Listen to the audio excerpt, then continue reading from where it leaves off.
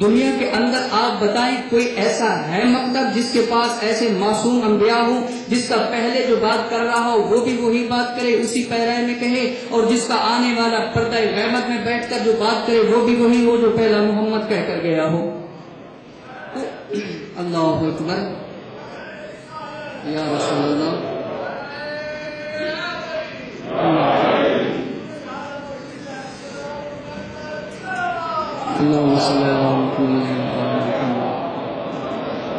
تو یہ ایک مکتب ہمارے پاس امانت ہے، ایک بہترین اسلام کا چہرہ ہے، ملت تشیع مکتب جعفریہ، اسلام کا درخشاں روشن چہرہ ہے، جس کے سامنے رکھ کر اسلام کی صحیح تعریف بھی کی جا سکتی ہے، صحیح عمل بھی کیا جا سکتا ہے، اور صحیح وضاحت بھی پیش کی جا سکتی ہے۔ مگر بدنصیبی ایسی ہے کہ اب ہمارے اس مکتب کے چہرے کو سیاہ ترین چہرہ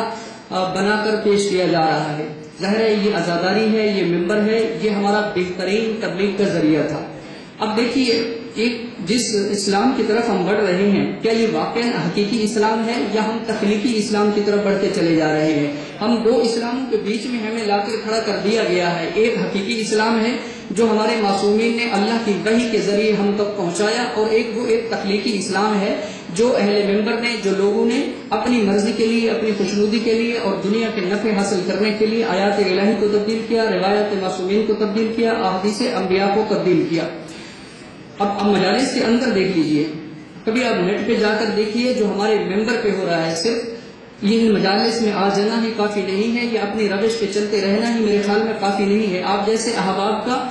یقیناً معاشرے کے اندر اور اپنے مکتب کے اندر ہونے والی تبدیلیوں اور سازشوں پر یقیناً گہری نظر ہوگی۔ اگر آپ اس پر متوجہ ہوئیے کہ آج جو ہمیں اسلام کا چہرہ پیش کیا جا رہا ہے، آج جو ہمیں عزاداری اپنی نسلوں میں آگے فارورڈ کی جا رہی ہے، دی جا رہی ہے، اس کا چہرہ کیا ہے، اس کی حیت کیا ہے، اس پر بھی ہمیں غور کرنا چاہیے۔ صرف غور ہی نہیں بلکہ اس کے لیے عملی سد بات کی ضرورت ہے۔ اب دیکھیے، جہاں بھی کثرت کے ساتھ مجالس ہو رہی ہیں، ان مجالس میں ممبر حسین پر، ممبر رسول پر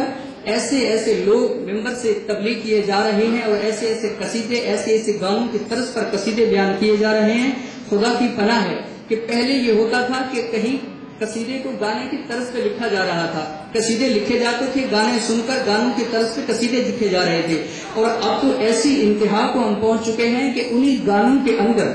وہی گانے ہیں، وہی بول ہیں، وہی الفاظ ہیں، انہی الفاظ کے اندر معصومین کے ناموں کو شامل کر کے اسے قصیدہ بنا دیا گیا ہے۔ اور ایسی بدبختی ہے، ایسی منحوسیت کا شکار ہے کہ وہ جو ذاکر قصیدہ پڑھ رہا ہے ایسے گانے کی طرز پر قصیدہ پڑھ رہا ہے کہ اگر اس گانے کے بیچ میں اسے کہا جائے کہ تو اپنی ماں کا نام یہاں لکھ دے، تو اپنی بہن کا نام یہاں لکھ دے، تو اپنی کسی خاتون کا نام لکھ دے، تو وہ اس کی غیرت گوارا نہیں کرے گی کہ میں اس جگہ پہ اپنی ماں کا نام لکھوں جس گانے وہ بول رہا ہے۔ اور کتنی خدا کا عذاب ہے اس پر، کتنی افسوس کا مقام ہے کہ اس گانے کی بول میں، اس گانے کے اندر جسے قصیدے کا رنگ دیا گیا ہے، مولا کائنات کی ماں کا نام لیا جا رہا ہے، بی بی فاطمہ زہرا سلام اللہ علیہا کا نام لکھا جا رہا ہے اب ان قصیدوں کے اندر، اور یہ ممبر سے ہے۔ اکثر یہی ہوتا ہے کہ ممبر جگہ کم ہوتی ہے۔ آپ دیکھیے، آپ نیٹ پہ جا کے سرچ کر کے دیکھیے، قاضی وسیم ایک بہت بڑا قصیدہ خان ہے، اس کے قصیدے دیکھیے، باقی آپ بہتر جانتے ہیں، ان کے قصیدے آپ سنیے اور جا کے دیکھیے کہ صرف ممبر پر جگہ کم ہے کہ وہ ناچ نہیں سکتا اس کے اوپر، وگرنہ کوئی کمی نہیں ہے۔ اور اگر یہی سیرت اور یہی سلسلہ چلتا رہا اور یہی عزاداری آگے بڑھتی چلی جا رہی، یہ تو ایک قصیدہ خان کا ذکر ہے۔ اس کے علاوہ جو مقرر شعلہ بیان ہیں، جو عالم ہیں، اب کراچی کے اندر دو اشتہار سامنے ہیں۔ آپ نے جو سوشل میڈیا یوز کرتے ہیں آپ نے یقیناً دیکھے ہوں گے، دو اشتہار اب مجالس کے لیے وہاں پہ آویزاں کیے گئے ہیں، کراچی میں اشتہار لگائے گئے ہیں کہ مجلس سے اذا ہو رہی ہے بلندی درجات ذاکر جن بن راحیل جن۔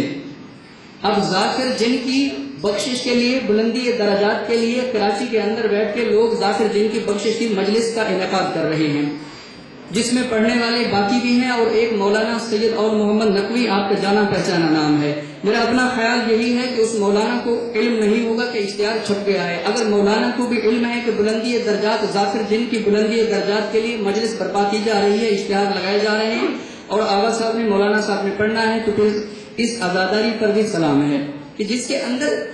بالکل آپ کی روش کو تبدیل کر دیا گیا، اپنے مرحومین سے رابطہ کاٹنے کی کوشش کی جا رہی ہے، یعنی آپ کی ہماری سمتی بدل دینے کی کوشش کی جا رہی ہے کہ یہ جو ہماری روح ابھی باقی ہے ہماری مجالس کے اندر، ہمارے مرحومین سے ہمارا رابطہ برقرار ہے، ان کو ختم کر دیا جائے۔ دوسرا اشتہار آیا ہے، ایک بلندی درجات کے لیے ہے اور ایک اصال ثواب ہے، ذاکر جن بن راحیل جن۔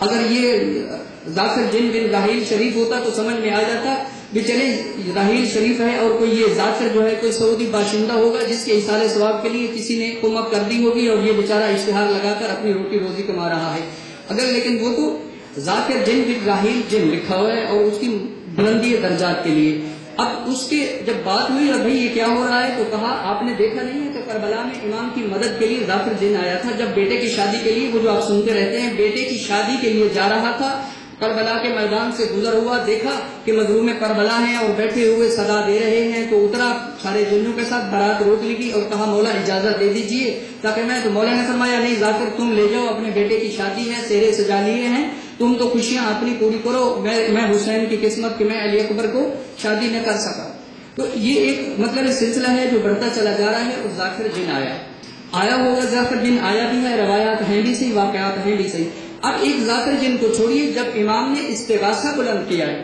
مدد طلب کی ہے، تو کائنات کے اندر ذرے ذرے نے وقت کے امام سے آ کر یہی استدعا کی تھی۔ سبھی جنوں نے آ کے کہا، درندوں نے آ کے کہا، پرندوں نے آ کے کہا، ہر ایک مخلوق نے امام کی آواز پر لبیک کہا، اور یہ لبیک کہنا واجب تھا چونکہ وقت کا امام ہے، اور امام حسین کچھ صرف شیعوں کے امام نہیں تھے، انسانوں کے نہیں تھے، پوری کائنات کے امام تھے۔ تو آج ذاکر جن کی بخشش کے لیے مجالس کی جا رہی ہے، کل کو وہ شیر جو فضا کے لیے آیا تھا اس کی بخشش کے لیے ہوگی، پھر کسی اور ذوالجناح کے لیے امام کا سواری ہے، پھر اس کے اصال ثواب کے لیے، اس کی بلندی درجات کے لیے ہماری مجالس برپا کی جائیں گی۔ پھر کہا جا رہا ہے کہ یہ جو پتھر ہوتے ہیں، جس پتھر نے علی کی ولایت کا ان کا اقرار کر دیا، کوئی فروزہ بن گیا، کوئی یاقوت بن گیا، کوئی جوہر بن گئے، کوئی کچھ بن گیا، کوئی کچھ بن گیا، جس نے جتنا عقیدت سے اظہار کرتے چلے گئے اور اتنے ہی اس کے مراتب بڑھتے چلے گئے، اور جس نے ولایت کا انکار کیا تھا وہ سڑک پہ بجری کے نیچے آ کے سڑکیں بن گئی۔ تو آج ذاکر جن سے سٹارٹ لے رہے ہیں، کل کو فروزے کی برسی ہوگی، کل یاقوت کی برسی ہوگی، کل کسی ہیرے کی برسی ہوگی، پرسوں یا کسی اور زیتون کی برسی ہوگی۔ تو یہ سلسلہ ہے جسے ہمیں اپنی سر سے ہٹایا جا رہا ہے۔ آپ صاحب نظر ہیں اور آپ اس معاشرے کے ذمہ دار لوگ ہیں، آپ کو ان طرف بھی توجہ کرنی چاہیے۔ تو یہ کوئی معمولی بات نہیں ہے کہ ہماری آزاداری کا رخ تبدیل کیا جا رہا ہے۔ یہ ابھی بس میں امام